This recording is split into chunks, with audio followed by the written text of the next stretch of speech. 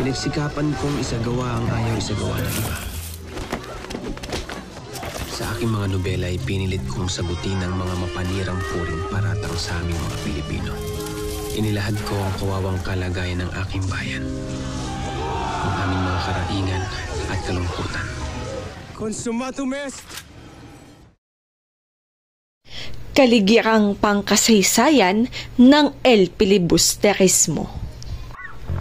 Ang mga sumusunod na taon ay mahalagang mga tagpo sa kasaysayan ng pagsulat ng El Filibusterismo.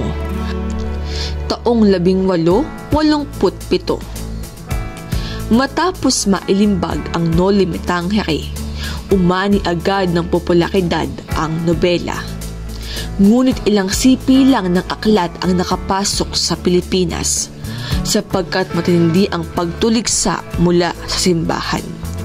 Naging dahilan para si Rizal ay umuwi sa Pilipinas noong Agosto 6, 1887 upang makita ang epekto ng Noli Me Tangere at ipagpatuloy ang kanyang layunin para sa reforma. Patuloy na ipinagbawal ang pagbabasa ng nobela at ang mga mahuhuli ay bibigyan ng malupit na kaparusahan. Sa kabila nito, sinimulan ni Rizal ang pagsusulat ng kaniyang ikalawang nobela noong Oktubre. Samantala, nang nakamdaman ng Gobernador General ang malaking panganib na nakaamba kay Rizal, inatasan niya sa Teniente Jose Tabiat na pangalagaan ang kaligtasan ng binata. Kaya Pebrero 3, 1888, nilisan ni Rizal ang Pilipinas. Taong 1888, nang pumunta si Rizal sa Europa, doon niya ipinagpatuloy ang pagsusulat ng ikalawang nobela na magpapakita ng mas seryoso at madilim na pananaw sa lipunan.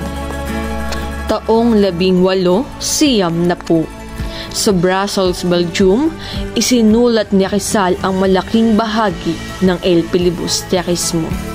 Samantala, nagkakaroon siya ng matinding suliranin sa pera at emosyon dahil sa problema ng kaniyang pamilya sa Pilipinas.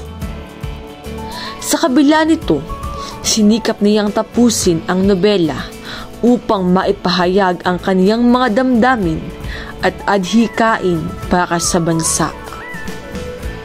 Taong 1891. Noong Marso 29, natapos ni Rizal isulat ang ikalawang nobela. Nagpunta siya sa Ghent, Belgium dahil mas maliit ang halaga ng pagpapalimbag dito kaysa sa ibang lugar sa Europa. Wala mang salapi, sa tulong ng kaibigan na si Valentin Ventura, ang nobela ay nailathala.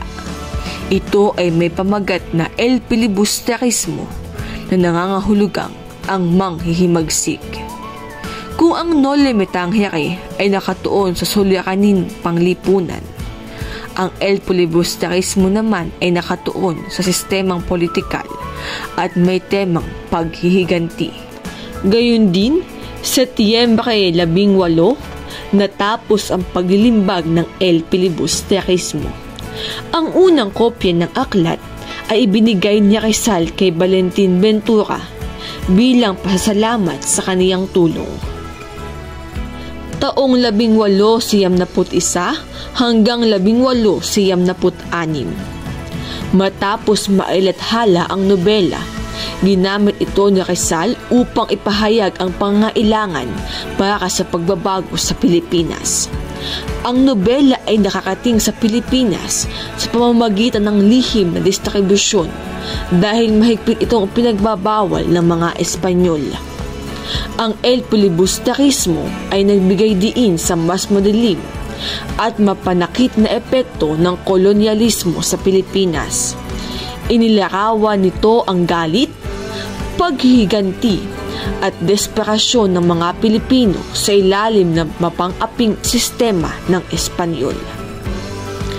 Ang El Filibusterismo ay nagkakaon ng mahalagang bahagi sa kilusang revolusyonaryo at ito ay nagbigay inspirasyon sa maraming Pilipino upang labanan ang kolonyal na paniniil.